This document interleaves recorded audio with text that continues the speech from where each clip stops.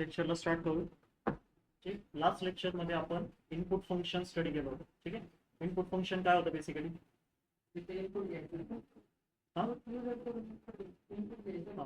आपण इनपुट फंक्शनचा यूज करून युजर करून डेटा कलेक्ट करत होतो. ठीक आहे, मागच्या कन्सेप्ट मध्ये तुम्ही प्रिंट फंक्शनच्या आतमध्ये मॅन्युअली डेटा पास केलं. तुम्ही जेव्हा व्हेरिएबल क्रिएट करता तेव्हा पण तुम्ही तुमचा स्वतःचा डेटा पास करू शकता. तो झाला प्रोग्रामर स्वतःहून डेटा पुट करतो. पण सपोज जर का तुम्हाला युजर कडून डेटा कलेक्ट करायचा असेल आणि मग स्टोअर करायचा असेल तर त्याच्यासाठी तुम्ही इनपुट फंक्शनचा यूज करा.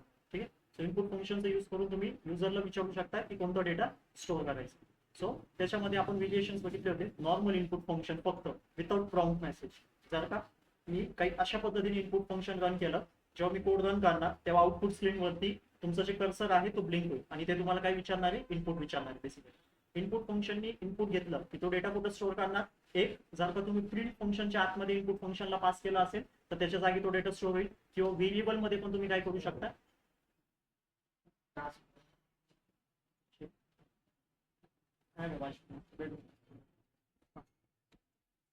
इनपुट फंक्शनचा वर्किंग प्रिंट फंक्शनच्या आतमध्ये जर का तुम्ही इनपुट फंक्शन पास केलं तर डेटा कलेक्ट केला जाणार आणि तो डेटा कुठे स्टोअर होणार? त्या प्रिंट फंक्शनच्या आतमध्ये स्टोअर होणार. सेकंड केस बघितली होती, व्हेरिएबल मध्ये पण तुम्ही इनपुट फंक्शनला कॉल करू शकता. जेव्हा इनपुट फंक्शन कॉल होईल तर तो डेटा कलेक्ट केला जाईल आणि कुठं स्टोअर केला जाईल? व्हेरिएबल मध्ये डेटाला स्टोअर केला जाईल. ठीक आहे, त्याच्यानंतर आपण बघितलं होतं की जे इनपुट फंक्शन डेटा कलेक्ट करतो तो बेसिकली स्ट्रिंग फॉर्मॅटमध्ये डेटाला कलेक्ट करत असतो. ठीक आहे, इनपुट फंक्शन जेव्हा पण डेटा घेतो किंवा युजर जे पण डेटा प्रोव्हाइड करतो त्याला ते कोणत्या फॉर्मॅटमध्ये स्टोअर करतो? स्ट्रिंग फॉर्मॅटमध्ये स्टोअर करतो. म्हणजे डेटाला सिंपल 2 कोड्सच्या आतमध्ये पुट करतो. ठीक आहे, ते झालं तुमचं स्ट्रिंग फॉर्मॅट. त्याच्यानंतर सपोज जर का तुम्हाला व्हॅलिडेशन लावायचं असेल, तुम्हाला स्पेसिफिक डेटाच पाहिजे असेल, सपोज तुम्हाला नंबरच घ्यायचा असेल, फ्लोट नंबर घ्यायचा असेल, सो त्या केसमध्ये तुम्ही टाईप कास्टिंग परफॉर्म करा. टाईप कास्टिंगचा अर्थ काय? एका डेटा टाईपला दुसऱ्या डेटा टाईपमध्ये कन्वर्ट करा. ठीक आहे, आता आपलं जे बेसिकली इनपुट फंक्शन होतं ते डेटा कशामध्ये घेतोय? स्ट्रिंग मध्ये. मग त्याच पूर्ण डेटाला आपण कशाच्या आतमध्ये पुट केलं होतं? इंट फंक्शनच्या आतमध्ये पुट केलं होतं. ठीक आहे, सो त्या केसमध्ये काय झालं? पहिले तर डेटा स्ट्रिंग फॉर्मॅटमध्येच कलेक्ट झाला पण तो ट्रान्सफॉर्म झाला इंटिजर मध्ये. ठीक आहे, सो असे आपण एक्झाम्पल्स बघितले होते इनपुट फंक्शनसाठी. त्याच्यानंतर शेवटचं बघितलं होतं इनपुट फंक्शनच्या आतमध्ये 2 राऊंड ब्रॅकेट्सच्या आतमध्ये आपण एक प्रॉम्प्ट मेसेज देऊ शकतो. कारण जेव्हा तुम्ही नॉर्मल इनपुट फंक्शन रन करता तेव्हा आपल्या आउटपुट स्क्रीनवरती नुसतं कर्सर ब्लिंक होतो. ठीक आहे, पण त्याच्याच जागी जर का तुम्ही काहीतरी मेसेज दिला, काहीतरी युजरला एक डेफिनेशन दिली, काही त्याला समजून सांगितलं की बाबा कोणता डेटा तुला प्रोव्हाइड करायचा आहे, सो त्या केसमध्ये तो बरोबर ऍक्च्युअल डेटा तिथं पुट करा. ठीक आहे, सो एक प्रॉम्प्ट मेसेज फक्त यो इंडिकेट करतोय की आपण जे डेटा कलेक्ट करतोय ते कोणत्या गोष्टीसाठी करतोय, असा मेसेज तुम्ही त्यांना शोकेस करू शकता. आणि जे प्रॉम्प्ट मेसेज तुम्ही इनपुट फंक्शनच्या आतमध्ये देणार आहे ते कोड्सच्या आतमध्ये टाईप करायचं, कारण तो एक टेक्स्ट डेटा आहे, स्ट्रिंग असणार आहे बेसिकली. त्याच्यानंतर आपण सेकंड कन्सेप्ट पण बघितलं होतं, एस्केप सिक्वेन्स कॅरेक्टर्स म्हणून, त्या सेम डे लेक्चरला. त्याच्यामध्ये आपण शिकलो होतो की सपोज तुमची जी स्ट्रिंग असते ती जर का एखाद्या कॅरेक्टरमुळे किंवा कोणतीही गोष्टमुळे जर का ती इनव्हॅलिड होत असेल, इलिगल फॉर्म होत असेल तुमच्या पूर्ण पायथनच्या कोडमध्ये, सो त्या केसमध्ये तुम्ही एस्केप सिक्वेन्स कॅरेक्टरला यूज करा. एस्केप सिक्वेन्स कॅरेक्टर कोणता आहे? बॅकस्लॅश. ठीक आहे, आणि एक पायथन मध्ये जेव्हा पण तुम्ही असं कोणता कॅरेक्टर आहे जो की इलिगल मानला जातो? Backward slash. ठीक आहे, सो जेव्हा तुम्ही प्रिंट फंक्शन चालवणार त्याच्या आतमध्ये तुम्ही कोड्स मध्ये बॅकवर्ड स्लॅश लिहिलं तर त्या केसमध्ये तुम्हाला एरर थ्रो होणार. का? कारण बॅकवर्ड स्लॅश हा एक इलिगल कॅरेक्टर म्हणून कन्सिडर केला. सेम केसमध्ये जर का तुम्हाला तुमची स्ट्रिंग आता त्या एका कॅरेक्टरमुळे काय झाली? इनव्हॅलिड झाली पूर्ण, सो त्या एका कॅरेक्टरला लिगल करण्यासाठी, परत व्हॅलिड करण्यासाठी त्या स्ट्रिंगला तुम्ही काय यूज करणार? एस्केप सिक्वेन्स कॅरेक्टरला यूज करणार परत.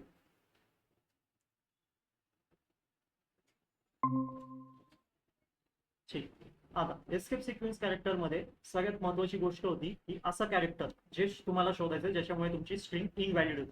आपल्याकडे एक केस होती अशी जिथं की फक्त मी सिंगल स्लॅशचं यूज केलं, सिंगल बॅकवर्ड स्लॅश. एका कॅरेक्टरमुळे काय झालं? माझी पूर्ण स्ट्रिंग इनव्हॅलिड झाली. जेव्हा मी प्रोग्राम रन करणार तेव्हा मला एरर थ्रो होणार, कारण पायथन साठी हा जो कॅरेक्टर आहे तो इलिगल, आणि तो इलिगल कॅरेक्टरमुळे काय झाली? की पूर्ण स्ट्रिंग तुमची काय झाली? इनव्हॅलिड झाली. सो एका कॅरेक्टरमुळे तुमची स्ट्रिंग इनव्हॅलिड होतीये तर त्या एका कॅरेक्टरला तुम्ही काय करणार? व्हॅलिड मध्ये कन्वर्ट करा by using escape sequence character. आणि एस्केप सिक्वेन्स कॅरेक्टर नेहमी त्या कॅरेक्टरच्या लेफ्ट हँड साईडला राईट करायचं. आणि एस्केप सिक्वेन्स कॅरेक्टर पण कोणतं आहे आपलं? Backward slash. सेम या एक्झाम्पल मध्ये जेव्हा आपण आलो तेव्हा तुम्ही बघू शकता की मी सपोज हा बॅकवर्ड स्लॅश काढलो, मला स्टेटमेंट काय प्रिंट करायचं आउटपुट स्क्रीन वरती? It's a nice day.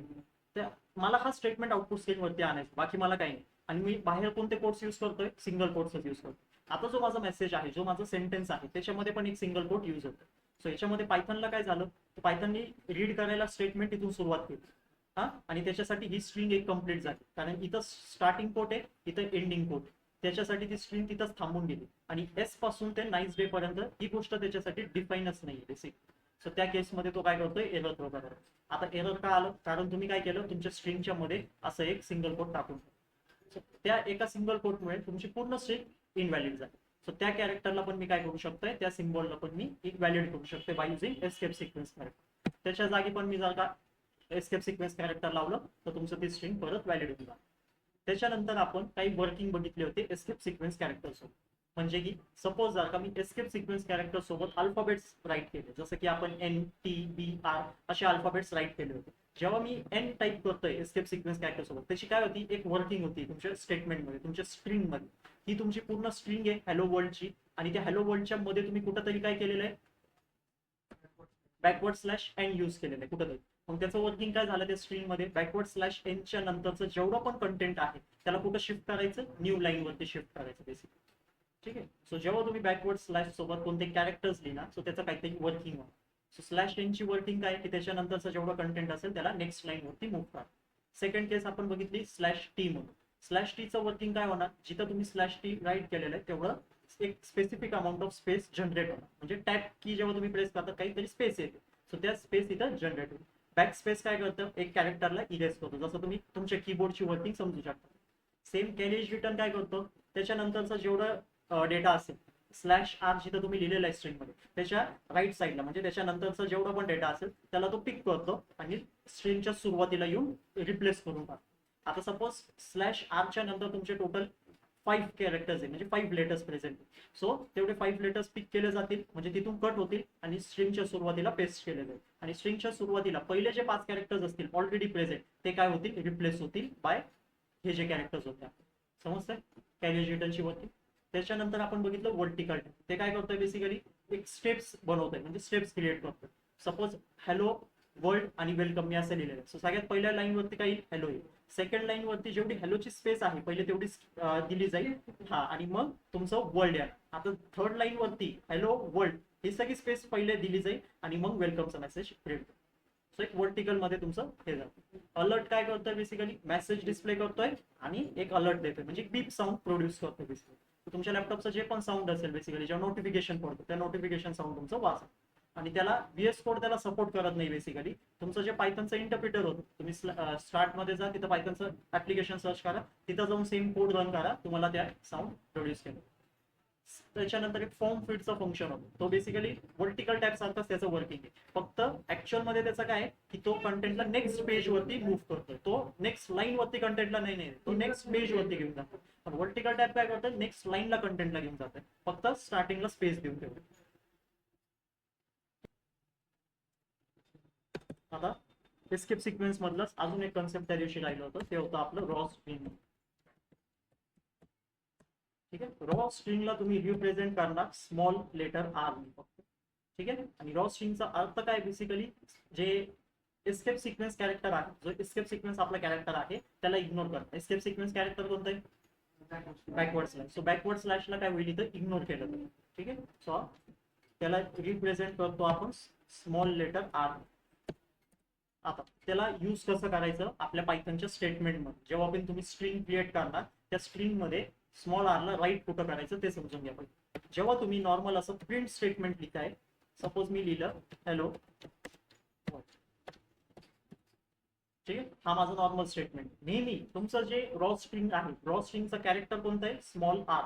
हा लक्षात ठेवायचा. रॉ स्ट्रिंगचं कॅरेक्टर कोणतं आहे, स्मॉल आर. आणि तो स्मॉल आर नेहमी तुमच्या प्रिंट फंक्शनच्या, जिथं तुम्ही प्रिंट फंक्शनची स्टार्टिंग केलेली आहे, राऊंड ब्रॅकेट्स लावलं, पहिलं राऊंड ब्रॅकेट, त्याच्यानंतर लगेच आर टाईप करायचा आणि मग तुमची स्ट्रिंग लिहायला सुरुवात करायची. समजतंय. प्रिंट फंक्शनच्या जशी सुरुवात झाली, पहिला राऊंड ब्रॅकेट आलं, राऊंड ब्रॅकेटच्या नंतर लगेच पहिला स्मॉल लेटर आर येणार आणि मग बरोबर त्या स्मॉल लेटर आरच्या सोबतच तुम्ही तुमची स्ट्रिंगला राईट करा. स्ट्रिंग काय, बेसिकली 2 कोट्सच्या आतमधलं कंटेंट.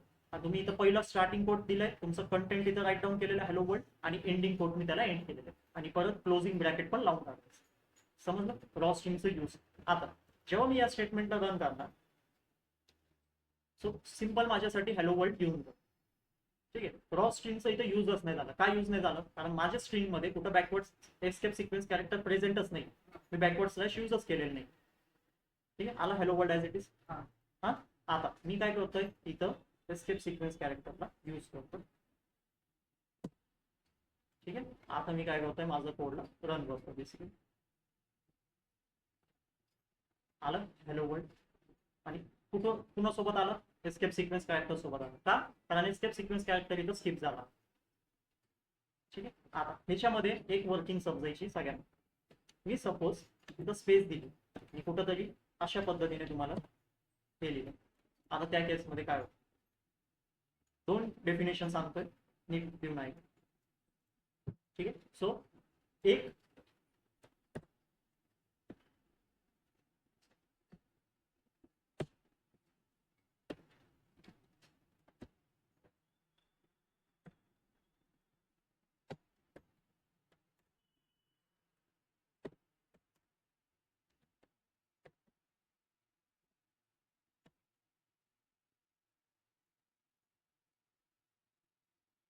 तिथे तुम्ही बघू शकता मी एस्केप सिक्वेन्स कॅरेक्टर सोबत अल्फाबेटचा आता यूज केले. त्या केसमध्ये काय झालं? रॉ स्ट्रिंगमुळे तो जो एस्केप सिक्वेन्स कॅरेक्टर होता म्हणजे जे बॅकवर्ड स्लॅश होता तो सिंपल इथे इग्नोर झाला आणि त्याच्यासोबत पण जे कॅरेक्टर होता तो सुद्धा इथे प्रिंट झाले.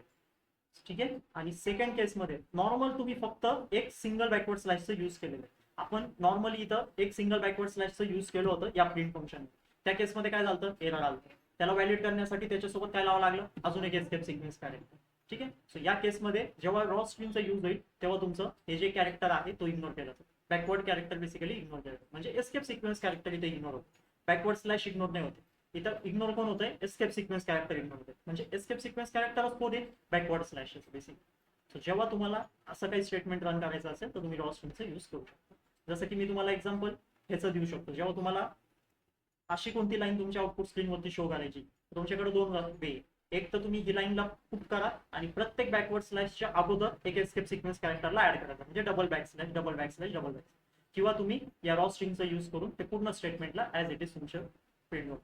कारण तो काय करतो बेसिकली एस्केप सिक्वेन्स कॅरेक्टरला स्किप करून टाकतो. ठीक आहे. त्याच्यामध्येच तुम्ही सपोज डबल बॅक स्लॅश पण यूज केलं आउटपुट स्क्रीनवरती काही आलं तसंच तसं आउटपुट. रॉ स्ट्रिंगचा यूज एवढंच आहे की तुमचं जे एस्केप सिक्वेन्स कॅरेक्टर आहे जो बॅकवर्ड स्लॅश आहे त्याला इग्नोर करायचं बेसिकली. ठीक आहे. पायथॉनसाठी तो इलिगल व्हॅलिड काहीच नाही राहत. तो त्याच्यासाठी काय राहतं? एक स्ट्रिंगच्या आतमधलं कंटेंट राहतंय जे याला जसं तसं त्याला प्रिंट करून टाकायचं.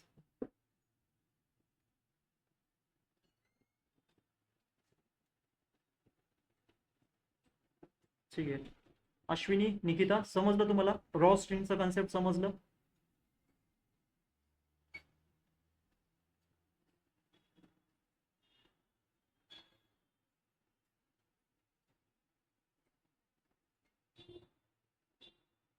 ठीक आहे. आता पहिल्या प्रिंट फंक्शन मध्ये तुम्ही नॉर्मल बॅकवर्ड स्लॅश जेव्हा यूज केलं होतं तेव्हा तुम्हाला एरर आला असणार आहे. पण आता त्याच सिंगल बॅकवर्ड स्लॅशला पण तुम्ही यूज करू शकता आणि प्लस तुम्हाला एरर येणार नाही बाय युझिंग रॉ स्ट्रिंग. ठीक आहे. एस्केप सिक्वेन्सला जर का इग्नोर करायचं असेल तर रॉ स्ट्रिंगच्या कन्सेप्टला यूज करा.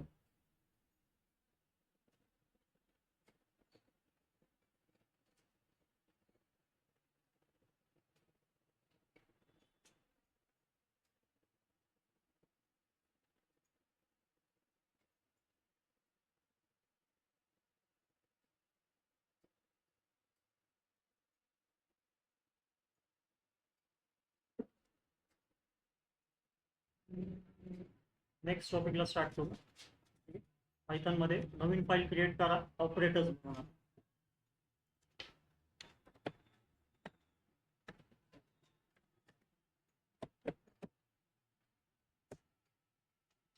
एस्केप सिक्वेन्स नंतर न्यू टॉपिकला स्टार्ट करू. सगळेजण ऑपरेटर्स डॉट पी वाय नावाची फाईल क्रिएट करा.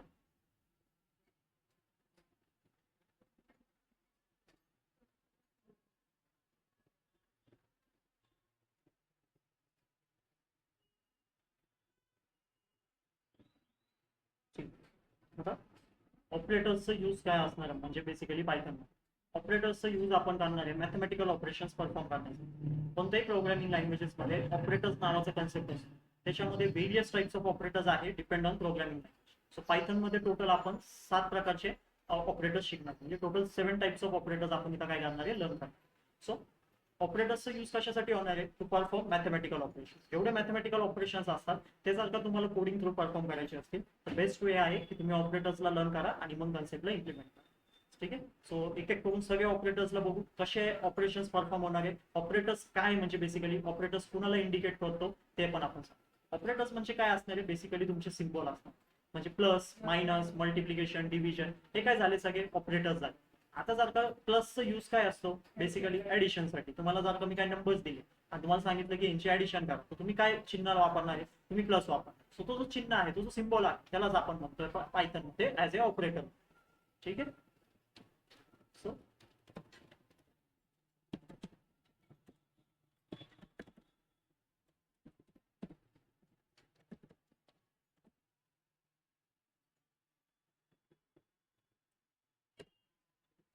सो टोटल 7 प्रकारचे ऑपरेटर्स आहेत. त्यामध्ये फर्स्ट ऑपरेटर आपण स्टडी करतोय अरिथमेटिक ऑपरेटर. सगळ्यात बेसिक ऑपरेटर आहे, सिंपल ऑपरेटर आहे अरिथमेटिक ऑपरेटर. ठीक आहे.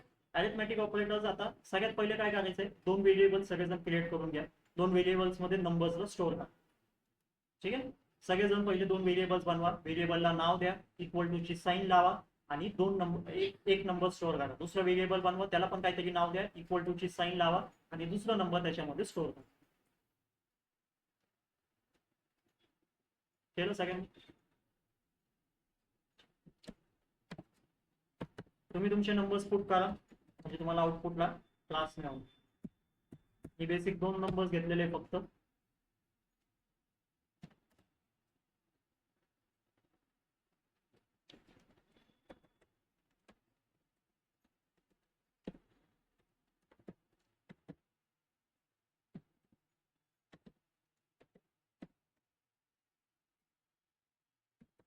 ठीक आहे. सो सगळ्यात पहिलं ऑपरेटर अरिथमेटिक मधलं सगळ्यात पहिलं ऑपरेटर आहे ऍडिशन ऑपरेटर. ठीक आहे. आणि ऍडिशन ऑपरेटरला आपण डिनोट करतो प्लस सिम्बॉल. तुमच्या कीबोर्ड मध्ये प्लसचं साइन आहे, त्याला तुम्ही यूज करू शकता. ठीक आहे. आता ऍडिशन ऑपरेटरचा यूज काय, बेसिकली 2 नंबरचा ऍडिशन परफॉर्म करण्यासाठी. सपोज मी तुम्हाला सांगतोय ऍडिशन करा, तर त्याच्यासाठी तुम्हाला काय लागणार आहे, 2 डेटा तरी लागणार. म्हणजे कमीत कमी तुमच्याकडे 2 डेटा असणं गरजेचं आहे, तरच तुम्ही काय करू शकता, ऍडिशनला परफॉर्म करू शकता. मी सपोज जर का तुम्हाला एकच नंबर दिला 10 आणि मी म्हणतोय तुम्हाला ऍडिशन करा, तुम्ही मला काय विचारणार, ठीक आहे 10 आहे पण कुणासोबत त्याची ऍडिशन करू. सो त्या केसमध्ये तुम्हाला किती नंबर्स लागतील, 2 नंबर्स इथं लागणार. ठीक आहे. सो आपण ऍडिशन ऑपरेटरचा यूज करणार आहे 2 नंबरचं ऍडिशन परफॉर्म करण्यासाठी, 2 नंबर्सला सम परफॉर्म करण्यासाठी किंवा त्यांचा दोघांना ऍड करण्यासाठी. आणि सिंपल तुम्हाला राईट करायचं स्टेटमेंट, प्रिंट स्टेटमेंट, त्याच्या आतमध्ये ए प्लस बी. आता ए मध्ये तुमचा काहीतरी डेटा स्टोअर असेल आणि सेम तुमचं बी मध्ये काहीतरी डेटा स्टोअर असेल. ठीक आहे. म्हणजे काय होणार, त्या 2 नंबरची इथं काय होणार, बेसिकली ऍडिशन बेसिकली इथं परफॉर्म होणार. समजतंय? जेव्हा मी इथं रन करतोय तुम्हाला आउटपुट मध्ये काय येणार आहे, तुम्हाला आउटपुट मध्ये 15 आहे. माझे नंबर्स काय 10 आणि 5. सो 10 प्लस 5 काय होणार आहे 15. बेसिक ऑपरेशन्स आहे ऍडिशनचं ऑपरेशन. सेम तसेच सगळ्यांनी बेसिक मॅथ्स शिकलेलं आहे, त्याचेच ऑपरेटर्स आपण इथं यूज करतो.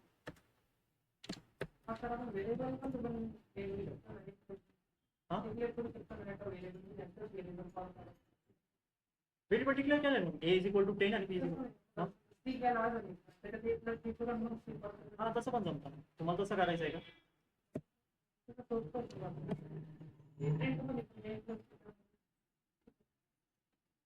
ठीक आहे, तसं करा. हे उलट मला सोपं वाटतं प्रिंट मध्ये डायरेक्ट ए प्लस बी लिहा, ए मायनस बी लिहा. तुम्हाला जर का तसं करायचं, तो काय म्हणतोय बेसिकली अजून एक व्हेरिएबल तुम्ही तयार करा, त्याच्यामध्ये पहिले ऍडिशन परफॉर्म करून द्या 2 नंबरची. मग तो जो ऍडिशनचा आन्सर असेल ना, त्याला सी व्हेरिएबल मध्ये स्टोअर करू आणि मग त्या सी व्हेरिएबलला कॉल करू आणि मग सी व्हेरिएबल मध्ये डेटा काय स्टोअर राहील, या दोघांची ऍडिशन बेसिकली, आणि तो डेटा आपल्यासमोर प्रिंट होईल. तर तुम्ही तसं पण करू शकता, किंवा तुम्ही डायरेक्ट प्रिंट फंक्शन मध्ये असं डेटा पास केला ए प्लस बी, तरी पण ए प्लस बीचं कॅल्क्युलेशन होतो कुठं स्टोअर होणार आहे, प्रिंट फंक्शन मध्ये स्टोअर होणार आहे आणि मग तो तुमच्यासमोर डिस्प्ले केला.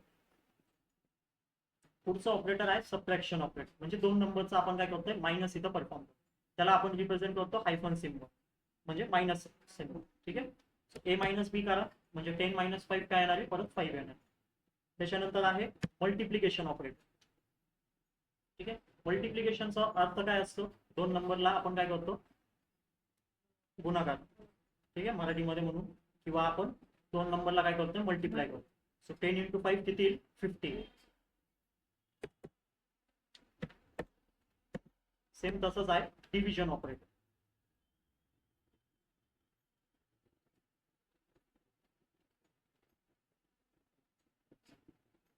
इथे तुम्ही बघू शकता पहिला आलेला आहे 15. 15 कोणाचा आलेला आहे, या प्रिंट सी चा आलेला आहे जसं तुम्ही मला म्हटले.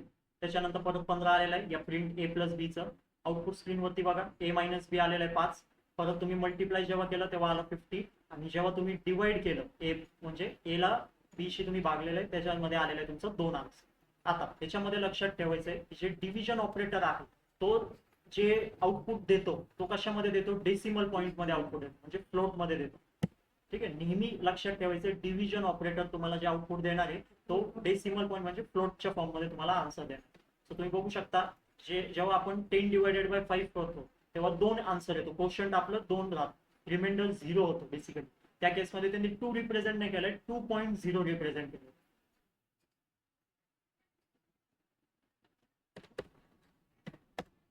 आता त्याच्या सोबत येतो एक फ्लोट डिव्हिजन ऑपरेटर. जसं डिव्हिजन ऑपरेटर आहे ना सेम तसंच फ्लोट डिव्हिजन ऑपरेटर आहे, फक्त तो जो आन्सर देतो ना तो इंटिजर मध्ये देतो. सपोज तुम्हाला आउटपुट स्क्रीनवरती असं 2.0 डिस्प्ले नाही करायचंय, तुम्हाला काय डिस्प्ले करायचंय बेसिकली फक्त 2च दाखवायचं.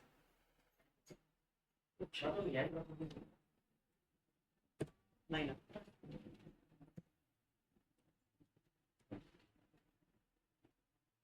मी तो सेंड करतो.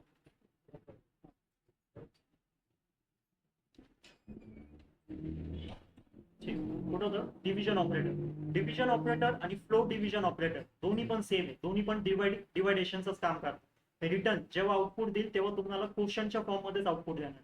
फक्त डिव्हिजन ऑपरेटरचा जे आउटपुट असणार तो डेसिमल नंबर मध्ये असेल आणि जे फ्लो डिव्हिजनचा आन्सर असणार आहे तो इंटिजर नंबर मध्ये असेल. ठीक आहे, जेव्हा मी रन करतोय तर तुम्ही इथं आउटपुटला व्हेरिएशन बघू शकता. पहिला आउटपुट आले फक्त डिव्हिजनचं 2.0 आणि फ्लो डिव्हिजनचं आलेलं आहे फक्त 2. आता फ्लो डिव्हिजनला रिप्रेझेंट करतो डबल फॉरवर्ड स्लॅश. हे जे स्लॅश आहे तो त्याला आपण म्हणतो फॉरवर्ड स्लॅश आहे. सिंगल फॉरवर्ड स्लॅश असेल तर तो काय आउटपुट देणार, फ्लोट मध्ये देणार. आणि जेव्हा तुम्ही डबल फॉरवर्ड स्लॅश यूज करणार तेव्हा तुम्हाला आउटपुट भेटणार इंटिजर. आणि त्याला आपण नाव आहे पायथन मध्ये फ्लोट डिव्हिजन, आणि याला फक्त डिव्हिजन ऑपरेटर, त्याला आपण म्हणतो फ्लोट डिव्हिजन ऑपरेटर. पुढे जाऊ आता, कुठं हा हा नंबर कसं काय डिवाइड नाही होणार, होणारच नाही. कसं सांगते तू नंबर डिवाइड नाही होत म्हणजे, पूर्ण डिवाइड नाही होत. एखादं एक्झाम्पल दे मला. हा पॉईंट नाही दाखवणार, पॉईंट नंतरचे सगळं डेटा तो काढून टाकणार, 0 येणार डायरेक्ट. चेक करायचं का हे बघ, इथं मी 5 ठेवलं आणि तू म्हणते 5 ला कोणाशी भागू मी 7, म्हणजे 5 डिवायडेड बाय 7 ना बेसिकली.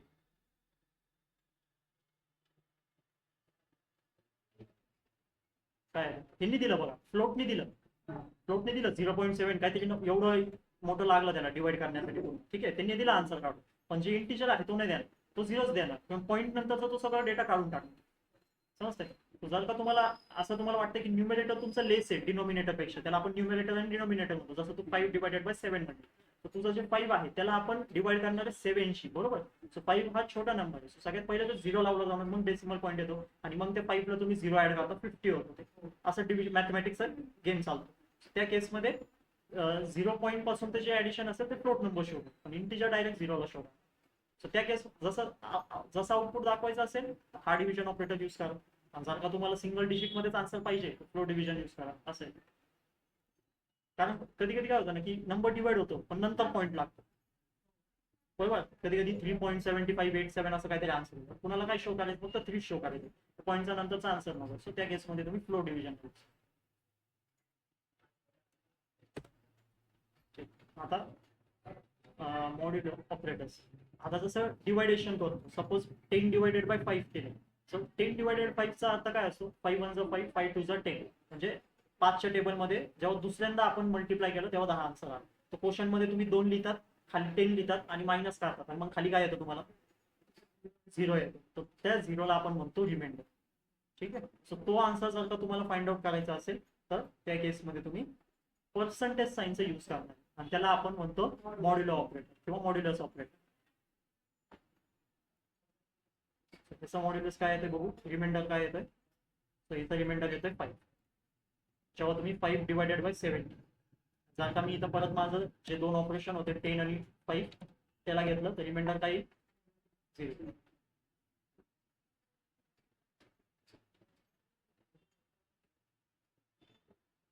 आला 0. ठीक आहे.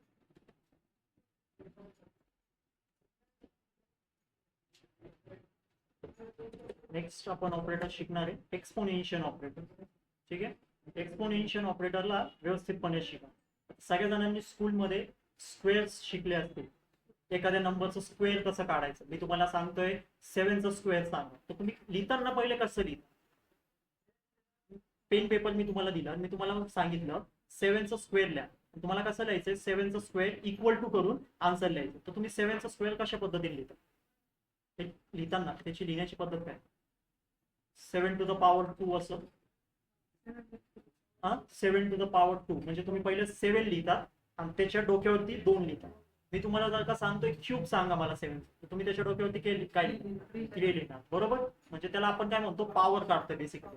ठीक आहे. सो मी जर का लिहिलं 7 टू द पॉवर 10 म्हणजे 7च्या डोक्यावरती 10. सो तुम्ही कॅल्क्युलेट कसं करणार त्याला मॅथमॅटिक्स वरती कसं चालतं. आता मी सपोज लिहिलंय 7 टू द पॉवर 2 तर त्याचा अर्थ काय झाला स्क्वेअर काय येतो 7चं 49 येतो. 49 कसं काय आलं 2 वेळेस 7 into 7 केलं. तेच जर का मी क्यूब लिहिलं म्हणजे डोक्यावरती किती येईल 7 म्हणजे 3 वेळेस तुम्ही मल्टिप्लाय केलं. सहज जर का मी 10 लिहिलं 7 into 7 into 7 तुम्ही किती वेळ करणार 10 वेळेस करणार. त्याचं जे पण आउटपुट असेल ते तुमच्या समोर असेल. सो त्यालाच आपण म्हणतो एक्सपोनेन्शियल ऑपरेटर. ठीक आहे. सो एक्सपोनेन्शियल ऑपरेटर काय करतोय पॉवर रिटर्न करतोय. सो त्याला लिहिण्याची पद्धत कशी सगळ्यात पहिले तुम्ही लिहिणार तुमचं जे नंबर आहे म्हणजे सपोज मला स्क्वेअर कुणाचं काढायचं होतं 7चं काढायचं होतं. मी तर काय लिहिणार 7. आता मी लावणार डबल स्टार ऑपरेटर. डबल स्टारचा अर्थ काय की पॉवरला काय लावायचं. पॉवरला मी काय लावायचं म्हणायचं होतं तुम्हाला पहिले सांगितलं 2 बरोबर. सो याचा अर्थ काय झाला 7 टू द पॉवर 2 म्हणजे 7 into 7. आणि जेव्हा मी याला रन करतोय सो आन्सर किती येणार आलं 49. समजतंय. आता जर का क्यूब काढायचंय तर 7च्या पॉवरला काय नंबर ठेवावा लागेल 3 ठेवावा लागेल. सो या 2ला कट करणार 3 ठेवणार. आता 7 into 7 into 7 त्याचा आन्सर काय येतोय दिलं पाहिजे 343. जसं मी तुम्हाला सांगितलं की 7 टू द पॉवर काय करा तुम्ही 10 करा बरोबर. तर त्या केसमध्ये आन्सर काय येतोय आलं काहीतरी एवढं मोठं. समजते. एक्सपोनेन्शियलचा अर्थ समजला तुम्हाला. पॉवरला कोण जाणार आहे पॉवरची व्हॅल्यू राईट साईडला असणार. एक्सपोनेन्शियल ऑपरेटर समजा डबल स्टार ऑपरेटर. डबल स्टारच्या लेफ्टला कोण असेल ज्याचं स्क्वेअर किंवा कोणता पण काही नंबर काढायचा असेल तो नंबर आणि पॉवरला जे राहणार आहे तो राईट साईडला आहे.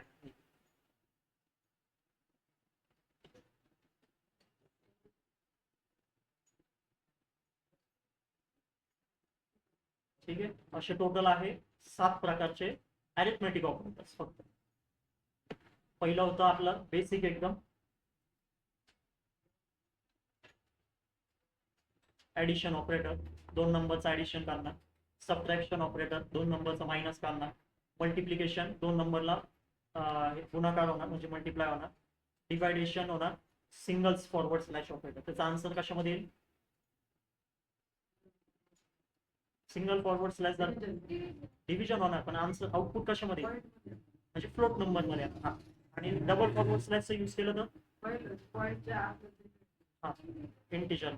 आणि मॉड्युलस ऑपरेटर काय करतो काय रिटर्न करतो रिमाइंडर रिटर्न करतो. ठीक आहे.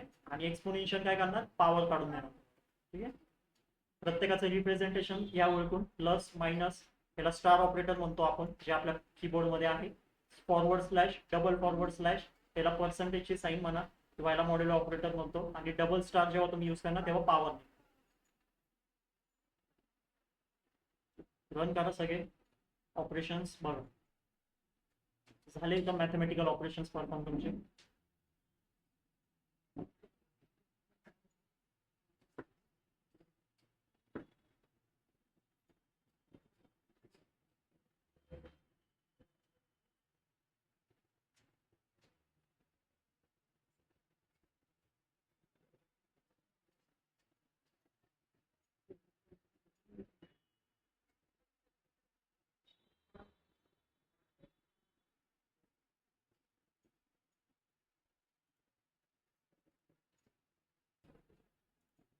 ठीक आहे. असाइनमेंट ऑपरेटर समजलं.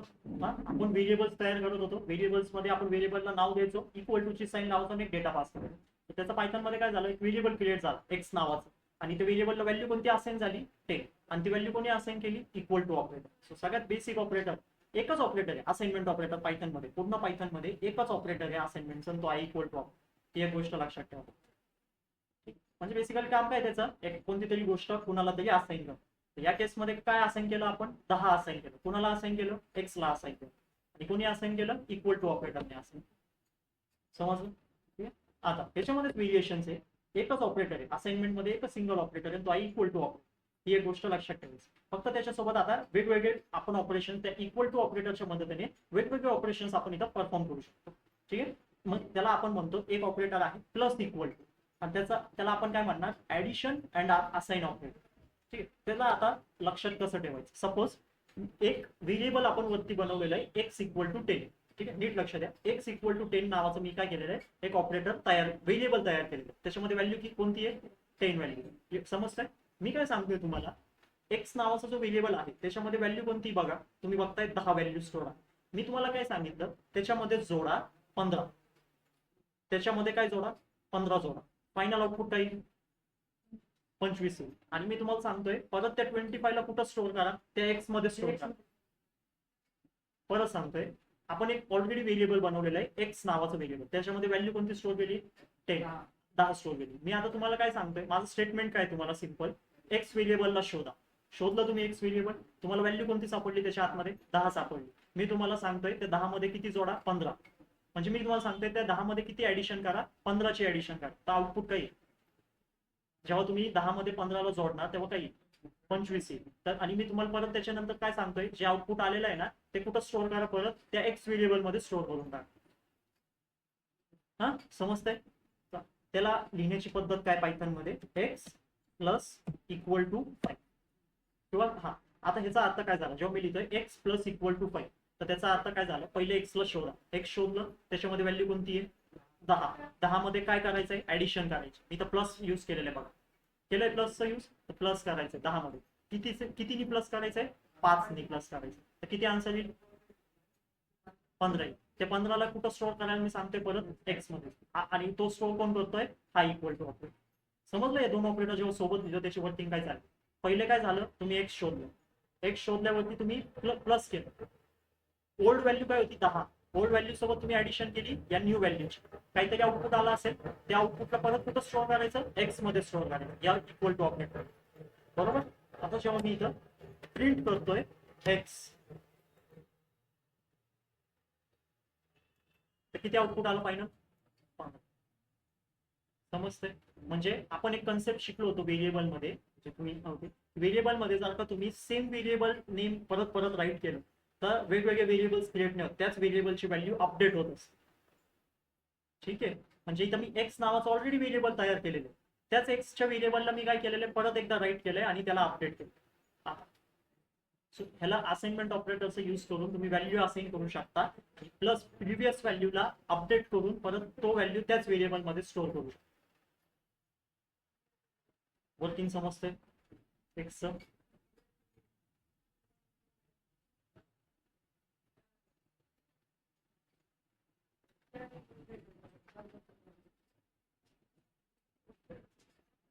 आता सगळेजण लक्ष द्यायचं इथं, आणि मला आता पुढचा आउटपुट तुम्ही सांगायचं. जसं मी प्लस इक्वल टू करू शकतो तसं मी मायनस इक्वल टू पण करू शकतो. मला सांगा आता त्याचं फायनल आउटपुट काय. हा, कसं आलं,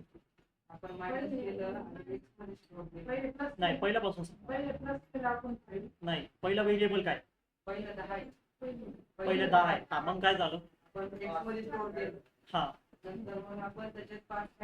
हा, तो व्हॅल्यू कुठं स्टोर झाला परत, हा हा,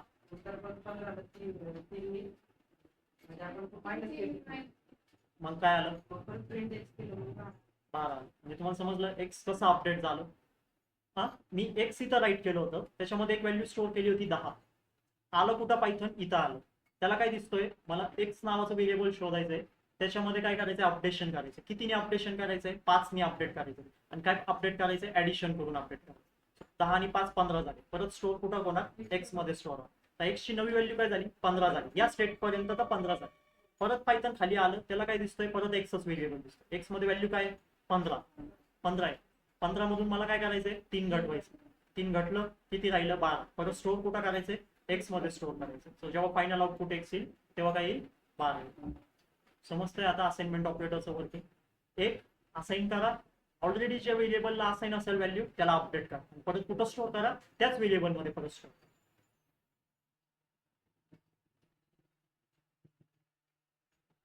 आणि असे तुम्ही सगळे हा, मल्टिप्लाय करा, डिव्हिजन करा, फ्लोट डिव्हिजन करा. अजून कोणते शिकलो, मॉड्युलस, एक्सपोनेन्शियल करा, तुम्हाला जे वाटते ते सगळेच करून दाखवतो.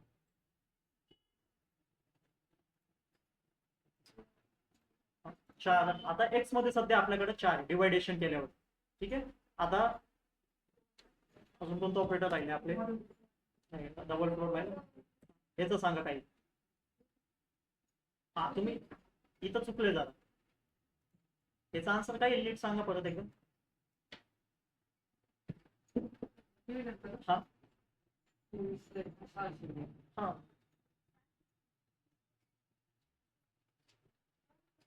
4 काय येईल आन्सर, कशामध्ये देतो डिवायडेशन, 4.0 बरोबर. आता 4.0 नी तुम्ही ह्यांनी भागलेलं आहे. आता आन्सर काय येईल, फक्त 2 येईल. बघायचंय,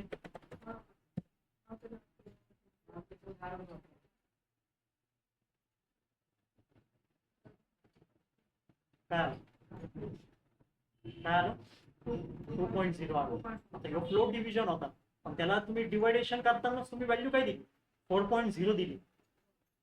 तुम्हाला समजतंय, तुम्ही जेव्हा नंबर दिलं आणि त्याला सांगते 2 नी भागा, तुमचं न्यूमरेटर काय होतं त्या टाइमला, हा, त्याच्यामुळे त्याचं फ्लोट डिव्हिजन काय दिलं त्यांनी, डेसिमल मध्ये संबंध दिलं, त्यांनी इंटिजर मध्ये आउटपुट नाही. पण जर का तुमचं न्यूमरेटर पहिल्यापासूनच इंटिजर मध्ये, तर त्या केसमध्ये फ्लोट डिव्हिजन तर डेसिमल मध्ये दिली, इंटिजर कशामध्ये दिली, इंटिजर सॉरी काय म्हणतो, जर का तुमचं न्यूमरेटर जर का इंटिजर व्हॅल्यू असेल तर त्या केसमध्ये जे डिव्हिजन ऑपरेटर आहे तो फ्लोट नंबर मध्ये आउटपुट, आणि फ्लोट डिव्हिजन तुम्हाला इंटिजर मध्येच देईल.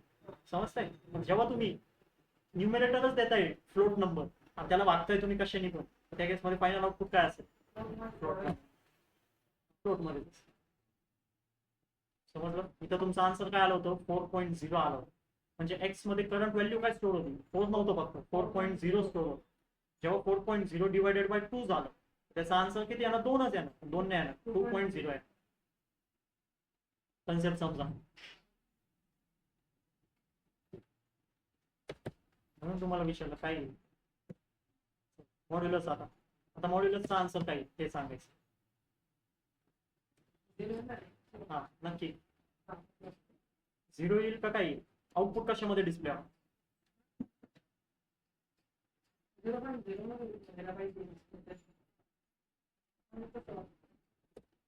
त्याच्यामध्ये पण तुम्हाला शिकायचं, थांबा.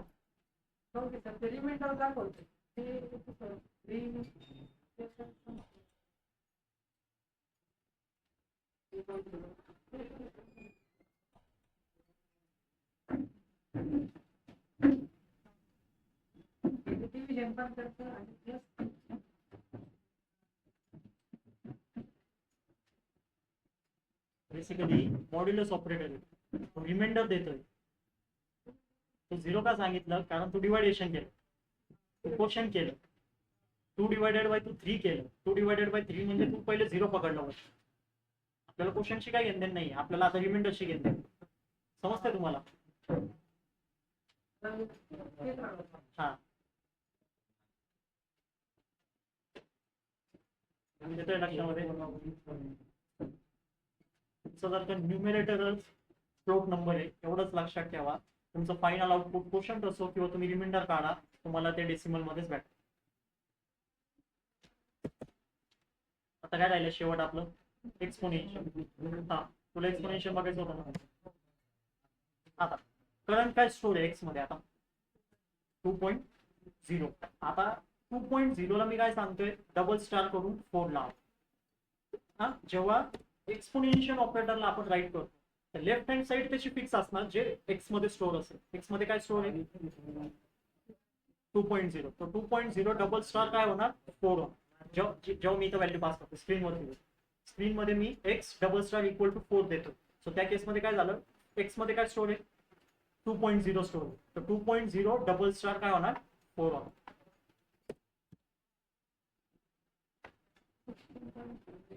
आला 16.0 एक्सपोनेन्शियलचं वर्किंग. एक व्हॅल्यू तर तुमच्याकडे ऑलरेडी प्रेझेंट आहे बरोबर ना. एक्स मध्ये एक व्हॅल्यू ऑलरेडी प्रेझेंट आहे, फक्त त्याच्या पॉवरला आता आपल्याला काहीतरी लावायचं. त्या पॉवरची व्हॅल्यू आपण कुठं देणार x double star equal to 4. म्हणजे 2 पॉवरला कोण गेलं 4. मग आन्सर काय आलं 16. 2.0 होतं म्हणून काय आलं 16.0. आणि परत कुठं स्टोअर झाला आता एक्स मध्ये स्टोअर झाला. सो आता करंट एक्सची व्हॅल्यू काय आहे 16.0. हो ना. इथं आपलं एंड झालं असाइनमेंट ऑफ.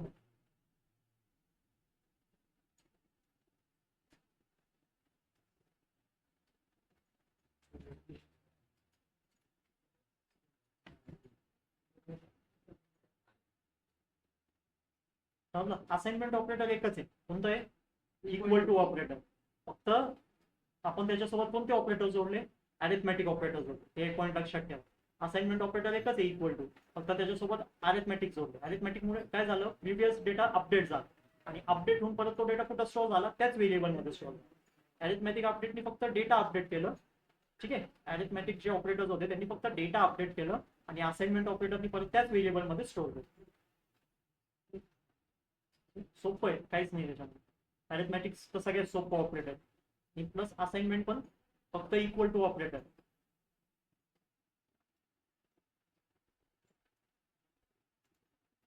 रन करा आणि आउटपुट समजून घ्या.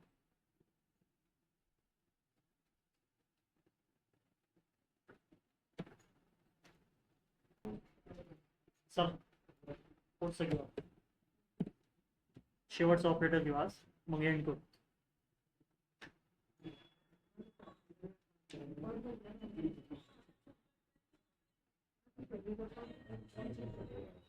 नेक्स्ट ऑपरेटर आपल्या ऑपरेटर्स मधलं तिसरं टॉपिक आहे कंपॅरिझन ऑपरेटर.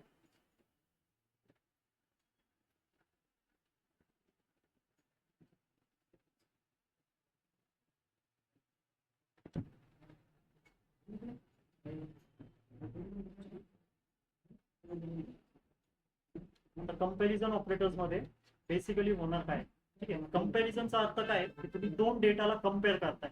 म्हणजे फर्स्ट डेटाला सेकंड डेटा सोबत तुम्ही काय करणार आहे आता कम्पेअर करणार. सो त्याला आपण म्हणणार आहे कंपॅरिझन ऑपरेटर. म्हणजे काय करतो आपण बेसिकली कंपॅरिझन परफॉर्म करतोय दोन डेटांच्या मध्ये. त्याच्यामध्ये पण तुम्हाला दोन डेटा लागणार आहे आणि तुम्ही काय करणार आहे त्या दोन डेटाला कम्पेअर करणार आहे एकमेकांसोबत. आणि जर का तुमचं कंपॅरिझन परफॉर्म झालं तर तुम्हाला फायनल आउटपुट भेटणार आहे एक तर ट्रू मध्ये किंवा फॉल्स.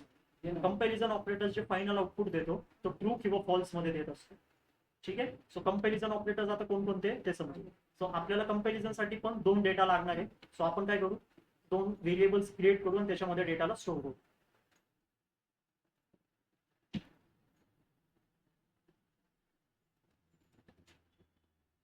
ठीक आहे. कंपॅरिझन ऑपरेटर्स मध्ये परत आपण काय करतोय एक ए इज इक्वल टू 100 घेतोय आता. ठीक आहे. आणि बी इज इक्वल टू मी काय घेतोय सपोज 75. असे दोन व्हॅल्यूज मी घेतलेले परत दोन व्हेरिएबल्स बनवले. कंपॅरिझनचा अर्थ काय दोन डेटामध्ये कंपॅरिझन परफॉर्म करतो. आणि जेव्हा कंपॅरिझन तुमचं पूर्ण होईल तुम्हाला फायनल आउटपुट एक तर ट्रू मध्ये भेटेल किंवा फॉल्स मध्ये भेटेल. ठीक आहे. आता फर्स्ट आपला आहे ऑपरेटर इक्वल टू ऑपरेटर.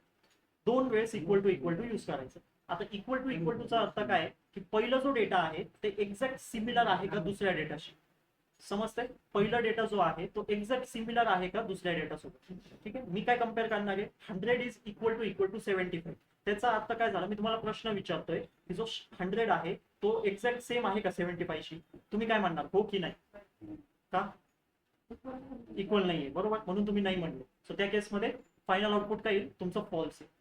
समजलं. मी पण पायथनला सेम प्रश्न विचारतोय 100 इक्वल आहे का 75 शी. दोन्ही पण डेटा सिमिलर आहे का तो काय म्हणतोय नाहीये सिमिलर. त्या केसमध्ये काय येईल फॉल्स. सो सिंपल मी काय लिहिणार आहे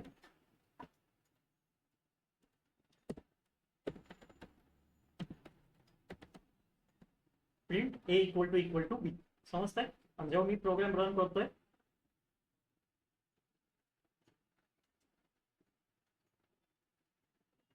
काय आलं तुम्हाला इथं फॉल्स आलं. दिसतंय. सो याचा अर्थ काय झालं 100 इज नॉट इक्वल टू 70. त्या केसमुळे त्यांनी केलं. तेच जर का मी इथं केलं 100. आता मी तुम्हाला विचारतो दोन्ही पण डेटा सेम आहे का. मी तुम्हाला विचारलं 100 आणि दुसरं पण काय दिलं 100 दिलं. हे दोन्ही पण डेटा एक्झॅक्टली सेम आहे का, सिमिलर आहे का. सो तुम्ही म्हणताय हो आहे. तर त्या केसमध्ये पायथन पण काय म्हणणार आलं ट्रू. समजलं. पुढचं ऑपरेटर घेऊ.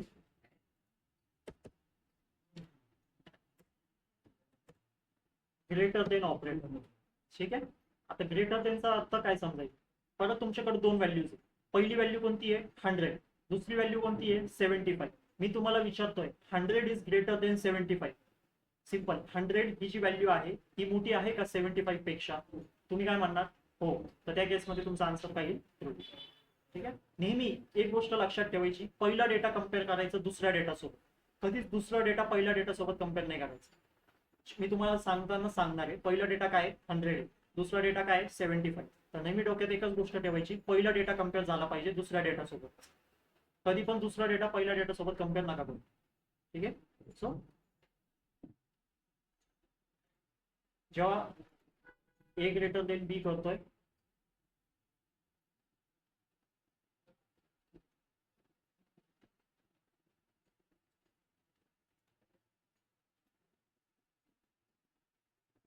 सो काय आलंय ट्रू आलं. ट्रू का आलं कारण 100 ग्रेटर आहे 75 पेक्षा. आता सेम आहे ऑपरेटर अजून एक लेस देन ऑपरेटर. परत एकदा सेम आहे, पहिला डेटा 100 आहे, दुसरा डेटा माझा 75. आता मी तुम्हाला विचारतोय 100 हा लहान आहे का 75 पेक्षा. 100 लहान आहे. मी काय सांगतोय पहिला डेटा नेहमी कम्पेअर झाला पाहिजे दुसऱ्या डेटा सोबत.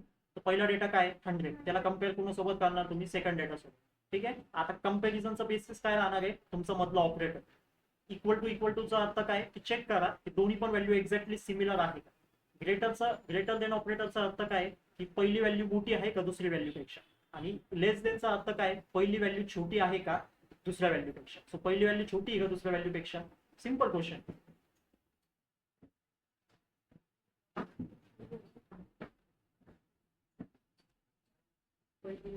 100 लहान आहे का 75 पेक्षा.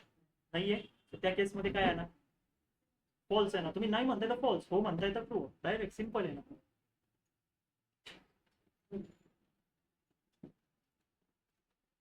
समजले तिन्ही पण ऑपरेटर्स. गोंधळ होतोय.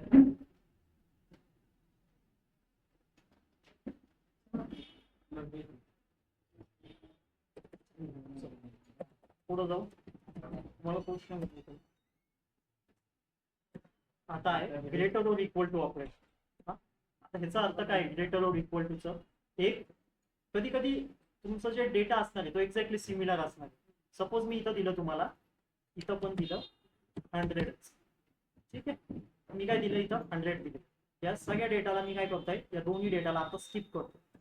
आणि सिंपल एक प्रश्न आहे, मी तुम्हाला हा डेटा दिलाय ह्याचा आउटपुट सांगा मला. चला पहिला डेटा 100 आहे, दुसरा डेटा पण 100 आहे. या स्टेटमेंटचा अर्थ काय फॉल्स आहे का दोन्ही इक्वल आहे. ठीक आहे. तेच जर का मी इथं लावलं इक्वल टू ची साईन मग ट्रू येईल का. कारण पहिले तुम्ही लेस देन चेक केलं त्या केसमध्ये दोन्ही पण इक्वल होते म्हणून तुम्ही फॉल्स सांगितलं. पण आता तुम्ही काय बघताय इक्वल टू बघताय तर इक्वल टू मध्ये दोन्ही सिमिलर सापडताय. सो त्या केसमध्ये काय येईल तुम्हाला ट्रू. सो हेच ऑपरेटर्स आहे ग्रेटर देन लेस देन, त्याच्यासोबत फक्त लावायचं इक्वल. ते कधी यूज होईल जेव्हा तुमचे दोन्ही पण व्हॅल्यूज सेम असतील. किंवा जर का दोन्ही पण इथं पण मी परत लिहिलं 75. सो 100 ग्रेटर देन 75 ट्रूच आहे, 100 लेस देन 75 फॉल्स आहे. तर तुम्ही इक्वल टू लावा नका लावू, ते काय होणार आहे ट्रू किंवा फॉल्स मध्ये सेम. जर का दोन्ही पण डेटा इक्वल असेल आणि मध्ये तुम्ही वापरताय लेस देन और ग्रेटर देन त्या केसमध्ये तुम्हाला फॉल्स येईल. आणि त्याच केसमध्ये जर का तुम्ही greater or equal to less और इक्वल टू वापरलं तर तुम्हाला ट्रू. समजलंय काय म्हणायचं मला. ठीक आहे. जेव्हा ही केस होती तुमची ए ग्रेटर देन बी ए लेस देन बी, जेव्हा हे दोन डेटा वेगवेगळे होते त्या केसमध्ये तुम्ही सांगू शकत होते की ए ग्रेटर देन बी आहे का किंवा ए लेस देन बी आहे. म्हणजे 100 मोठा आहे का बी पेक्षा किंवा 100 लेस आहे का बी पेक्षा. ठीक आहे. पण जेव्हा मी दोन्ही पण व्हॅल्यू सिमिलर करून टाकले आणि जेव्हा मी तुम्हाला विचारलो 100 इज ग्रेटर देन 100, सो त्या केसमध्ये तुम्ही काय म्हटले हा नाही, फक्त ग्रेटर साठी म्हणा फॉल्स, लेस साठी पण फॉल्सच येणार. हा पण ठीक आहे, योग्य समजली ना तुम्हाला. जेव्हा अशा डेटा आहे आणि त्या केसमध्ये असं मी स्टेटमेंट लिहितो, print A greater or equal to be, म्हणजे 100 greater or equal to be आहे का, त्या केसमध्ये काय येईल, ट्रू येईल ना त्या केसमध्ये. इथं फक्त ग्रेटर देन चेक नाही करत आहे, आता तू इक्वल टू पण चेक करतोय त्याच्यासोबत, आणि दोन्ही व्हॅल्यूज इक्वल तर आहे ना. सो त्या केसमध्ये ते ट्रू आहे, दोन्ही पैकी एक कंडिशन तर सॅटिस्फाय झाली असं समजा. एक तर ग्रेटर देन मध्ये काय फॉल्सच आहे, पण इक्वल टू केल्यावरती काय येतोय, हा दोन्ही डेटा इक्वल सापडतो, तर त्या केसमध्ये ट्रू झाली. सो तुम्ही ट्रू प्रिंट करा.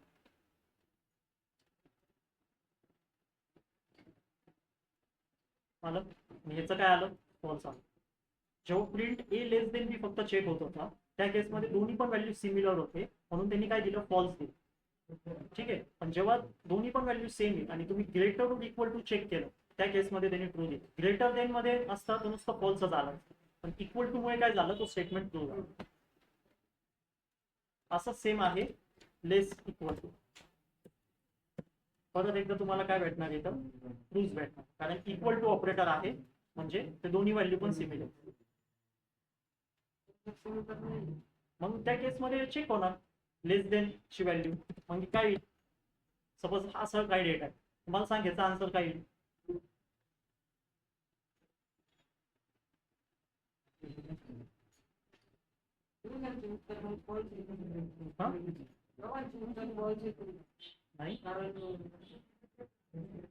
नाही आता इक्वल नाहीये, पण मग इक्वल सोडलं तर कोणतं ऑपरेटर राहिलं,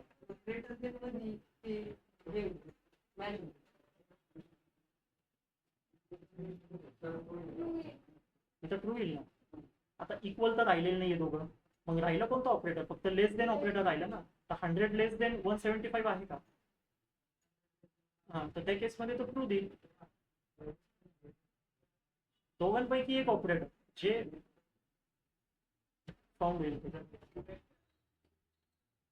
या केसमध्ये काय होईल, आता इक्वल टू तर नाहीये, तो इक्वल टूचा ऑप्शन सोडून दे. ठीक आहे, मग राहिला काय, ग्रेटर देन 100 आहे का, ग्रेटर 175 पेक्षा नाही, तर तो फॉल्स देईल. पहिले इक्वल टू चेक करा, ग्रेटर और इक्वल टू आणि लेस और इक्वल, इक्वल टू आहे का नाहीये, त्या केसमध्ये सोडून द्या इक्वल टू, मग फक्त राहिला काय, ग्रेटर देन आणि लेस देन. ठीक आहे, equal to greater than less than greater equal to less equal to, समजतंय.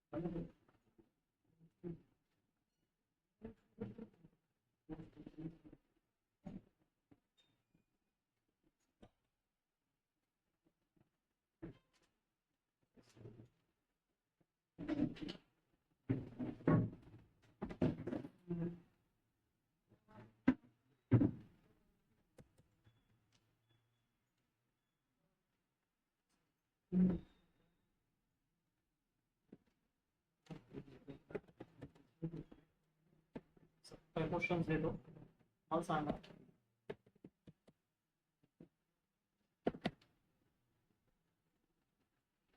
काय येईल याचा आन्सर, या स्टेटमेंटला ज्याला हायलाइट केलंय त्याचा आन्सर काय येईल,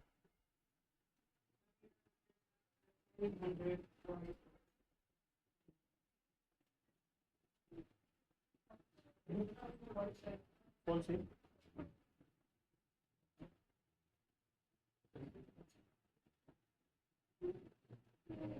हा ट्रू येईल.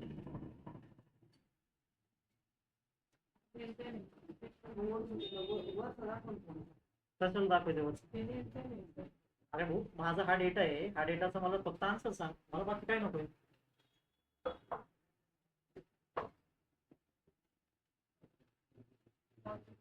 तुम्हाला मी 2 व्हॅल्यूज तर दिले ना कमीत कमी. बाकी काय लागतं तुम्हाला? मधलं साईन कोणतं आहे? Less than. लेस देनचं मी तुम्हाला काय सांगितलेलं? पहिला व्हॅल्यू चेक करायचं, दुसरं व्हॅल्यू. पहिली व्हॅल्यू काय तुमची घ्या ना, 500. हा हा, तर तू काय म्हणणार? कोण सांग ना.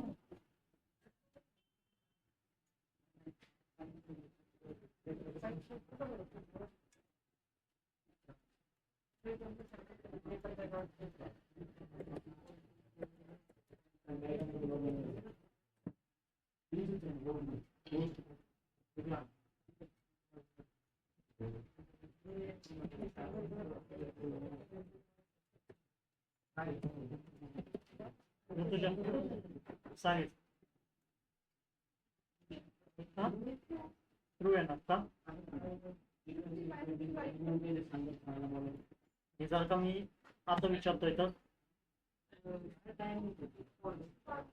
जेव्हा इक्वल टू लावतोय तेव्हा हा?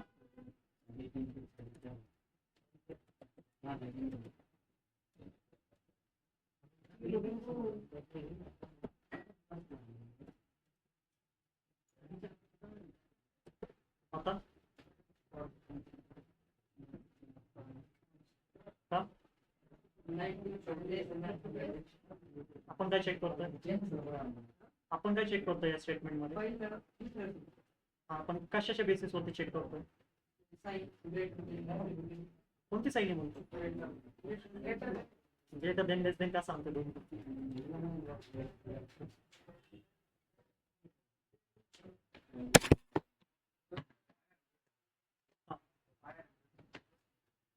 हे नहीं समझा क्या?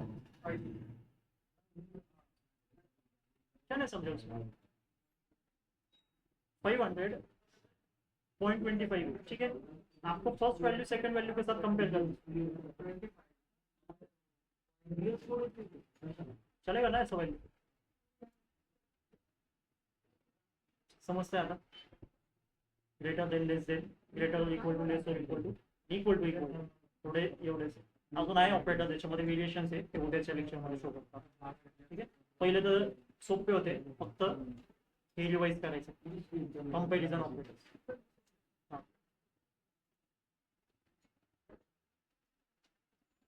ठीक आहे, तुम्हाला तिघांना समजलंय? अश्विनी, निकिता, अविनाश, कंपॅरिझन ऑपरेटर समजले? Equal to operator, less than, greater or equal to, less और इक्वल टू. ठीक आहे, आणि पहिले असाइनमेंट आणि अरिथमॅटिक रिवाइज करा, तिन्ही पण ऑपरेटर्स व्यवस्थितपणे. कंपॅरिझन पूर्ण नाही झालेलं आहे, कंपॅरिझन मध्ये अजून ऑपरेटर्स राहिलाय, एक राहिलाय, आणि प्लस त्याचे काही व्हेरिएशन्स आहे अजून, तर ते मी तुम्हाला उद्याच्या लेक्चरमध्ये आता शो करतो. पण आतापर्यंत जेवढे ऑपरेटर्स केलेले ते रिवाइज करा व्यवस्थितपणे उद्याच्या लेक्चरसाठी.